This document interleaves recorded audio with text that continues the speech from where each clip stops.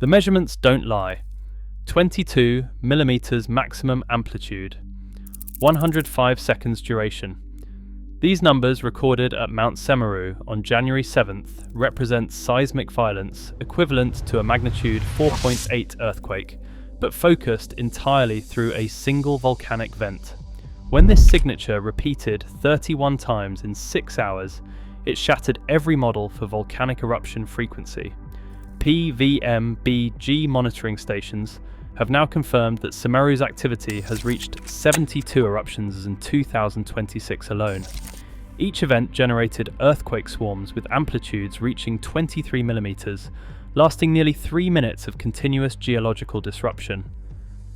Recent discoveries reveal that these seismic signatures are propagating through Indonesia's crustal structure, activating volcanic responses across thousands of kilometers. This includes Merapi's lava dome destabilization, Ibu's 67 coordinated explosions, and systematic eruption increases at over a dozen volcanoes. When volcanic networks communicate through deep magma pathways, historical records show cascade failures spanning entire ocean basins. But what triggers such systematic activation? And if the seismic amplitudes continue escalating at this rate, what happens when the signals reach critical resonance frequency? Towering over the lush rainforests of East Java, Mount Semeru looms as Indonesia's most active volcano. At 3,676 meters, it is the highest peak on the island, with an explosive legacy spanning centuries. Historical records document 74 years of nearly continuous activity over the past 80 years alone. Semeru's typical behaviour involves background ash plumes rising 200 to 800 meters above the summit crater, occasionally punctuated by pyroclastic flows racing down the flanks. In a normal year, the volcano averages 10 to 20 eruptions, each registering seismic amplitudes of 2 to 8 millimeters. But normal is a relative term in a nation hosting 127 active volcanoes. Indonesia straddles the infamous Ring of Fire, a 25,000-mile seismic belt where tectonic plates collide. Here, the Australian plate subducts beneath the Sunda plate, forming a 6,000-kilometre volcanic arc stretching from Sumatra to the Banda Sea. This violent geological dance has orchestrated some of history's deadliest disasters. In 1815, the eruption of Mount Tambora triggered a global volcanic winter, causing famines as far away as Europe and North America. The blast was heard 2,600 kilometers away, spewing 160 cubic kilometers of ash into the atmosphere. Today, 270 million residents live in the shadow of this volcanic arc, monitored by a network of seismographs and observation posts operated by PVM-BG, the Indonesian Center for Volcanology and Geological Hazard Mitigation. Their mission is to track the real-time seismic communications seishes pulsing beneath the nation's feet. And at 2:56 p.m. on December the 4th, 2021, those seismographs registered a devastating signal from Semeru. After weeks of escalating activity, a rain-triggered lava dome collapse unleashed a massive pyroclastic flow, killing 22 people, leaving 22 missing and injuring 56. The searing ash cloud engulfed homes, bridges and roads, displacing over 2,000 residents. It was a tragic reminder of Semeru's deadly potential and a warning of the volcano's capacity for sudden explosive violence. But even as recovery efforts unfolded, deep within the volcano's magma chamber, a far greater threat was brewing. One that would soon transform Semeru from a local menace into a harbinger of regional catastrophe. Fast forward to January 2026. In the span of just 9 days, Semeru has erupted a staggering 72 times. That's a 2,400% increase over the volcano's baseline activity. But it's not just the frequency that's alarming to scientists, it is the intensity. Seismographs are recording maximum amplitudes from 10 to 23 millimeters per eruption. That's a 300% increase over Semeru's typical range. The duration of each blast has also tripled, with explosions lasting from 63 to 177 seconds. Ash columns are now punching through the troposphere, reaching from 700 to 1,000 meters above the summit. At the PVMBG headquarters in Bandung, volcanologists pore over the data streaming in from monitoring stations and across the archipelago. The numbers paint a chilling picture. On January 7th alone, Semeru erupted 6 times, a record for a single day. Then, as if a switch had been flipped, the seismic drumbeat began to accelerate. Over the next 6 hours, an unprecedented burst of 31 eruptions shook the volcano in rapid succession. Amplitudes spiked to a jaw-dropping 22 millimeters, the equivalent of a magnitude 4.8 earthquake, channeled through a single volcanic vent. It was a seismic scream that echoed across the island, rattling windows and sending locals scrambling for cover. But what happened next defied every known model of volcanic behavior. As Semeru's magma chamber convulsed, pressure waves rippled through Indonesia's crustal structure, activating a network of volcanic responses across the archipelago. 400 kilometers to the west, Mount Merapi's lava dome began to destabilize, unleashing a series of pyroclastic flows down its flanks. In the far reaches of the Molucca Sea, Mount Ibu suddenly sprang to life, belching out 67 coordinated explosions over the next 48 hours. From the Banda Sea to the Celebes, a dozen more volcanoes began to stir, their magma chambers resonating with Semeru's seismic song. In total, 124 eruptions were recorded across Indonesia in the first 2 weeks of 2026, double the annual average. It was as if the nation's entire volcanic arc had awakened, stretching and flexing like a great geological beast. As the crisis unfolded, PVMBG, scientists scrambled to make sense of the data. The first clue came from the timing of the eruptions. Volcanoes hundreds of kilometers apart were activating in coordinated sequences, with delays of just 6 to 24 hours between each blast. It was as if they were passing a seismic baton, with each eruption triggering the next in a volcanic relay race. The second clue lay in the seismic signatures themselves. Semeru's initial 22mm amplitudes were being answered by 10 to 15mm responses at volcanoes across the network. It was a pattern of escalating intensity, with each eruption building on the energy of the last. To understand how this was possible, scientists turned to the latest research on magma chamber connectivity. Recent studies have revealed a vast network of subterranean pathways crisscrossing Indonesia's mantle, allowing pressure to propagate between seemingly isolated volcanoes. Think of it like a system of underground pneumatic tubes, with each magma chamber acting as a pressurized node. When one chamber spikes in activity, it can send a pulse of energy rippling through the network, priming other volcanoes for eruption. This process, known as stress transfer, has been well documented along tectonic plate boundaries. But until now, scientists had never observed it operating on such a vast scale, linking together dozens of volcanoes across thousands of kilometers. The implications were both fascinating and terrifying. It meant that Indonesia's volcanoes were not just individual threats, but part of an interconnected system, a network that could be triggered into catastrophic unison by a single seismic event. And that's exactly what happened on January 7th. When Semeru's magma chamber reached critical pressure, it sent out a seismic SOS that reverberated through the entire volcanic arc.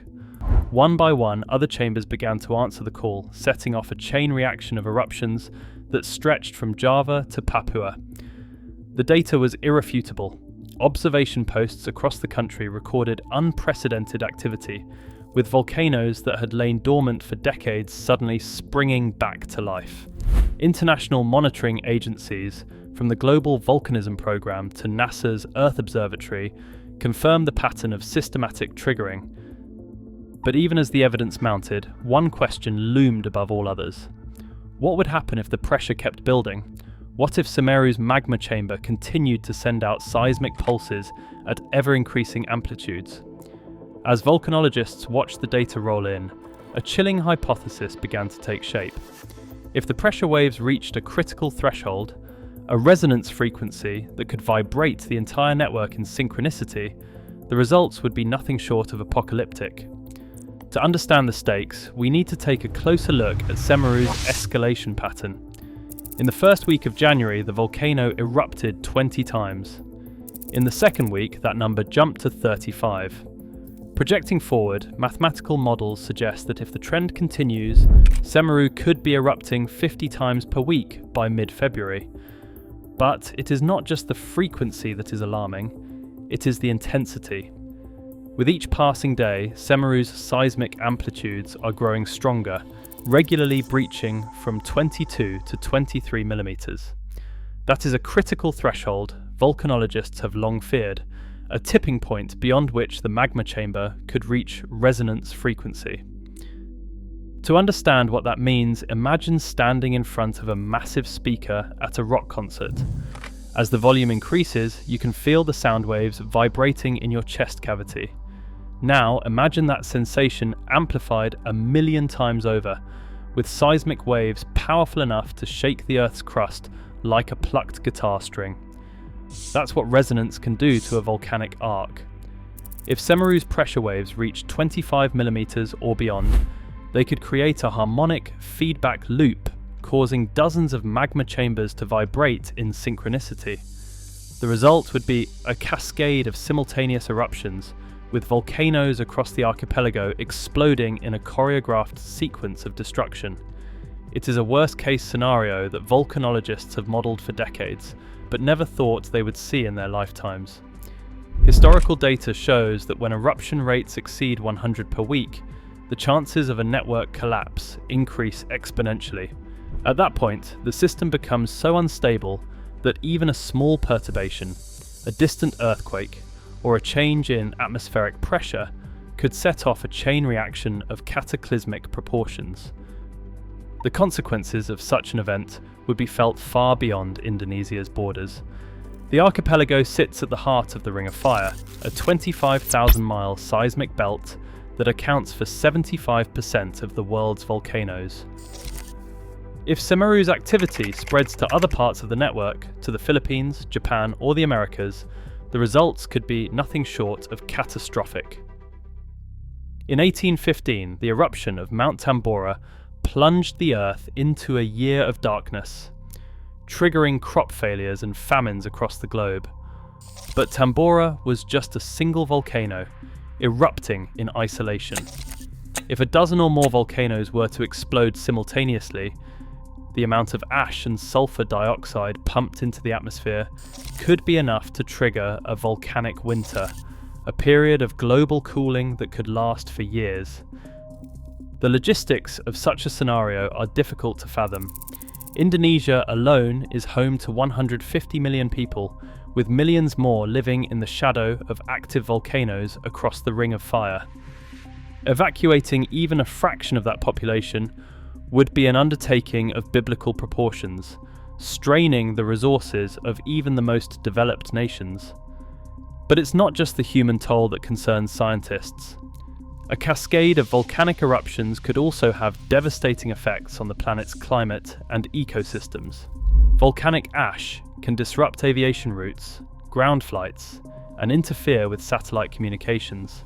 Sulfur dioxide can react with water vapor to form acid rain, poisoning crops and contaminating water supplies. And then there's the spectre of a global volcanic winter. If enough ash and gas are injected into the stratosphere, it could reflect sunlight back into space, cooling the Earth's surface by several degrees Celsius. That might sound like a welcome respite from global warming, but the reality would be far more grim. Volcanic winters have been linked to some of the worst famines and pandemics in human history. The eruption of Laki in Iceland in 1783 caused widespread crop failures across Europe, leading to the deaths of over 6 million people.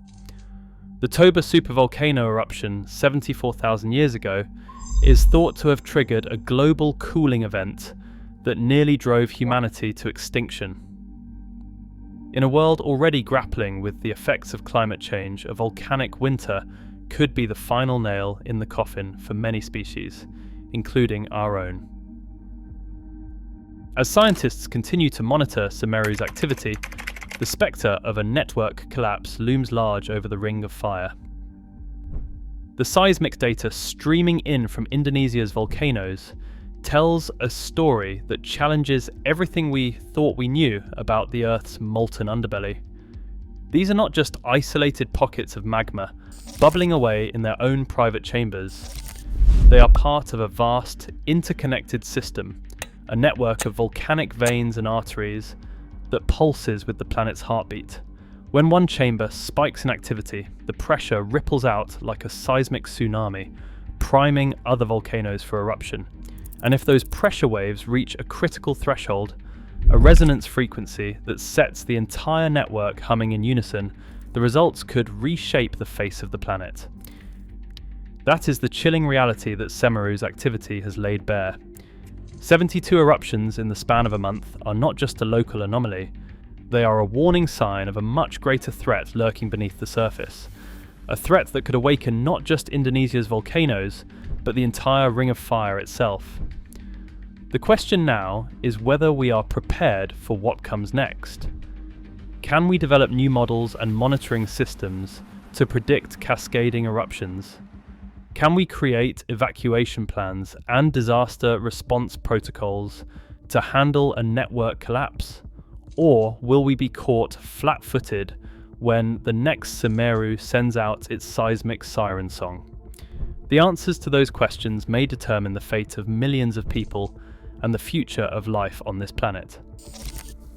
Because if there is one thing Semeru has taught us, it is that the Earth's volcanic networks are far more interconnected and far more dangerous than we ever dared to imagine. This is Earth Attacks, tracking the seismic secrets hidden beneath our feet. Are you prepared for the volcanic nightmares that may be lurking in your own backyard? Let us know in the comments, and don't forget to subscribe.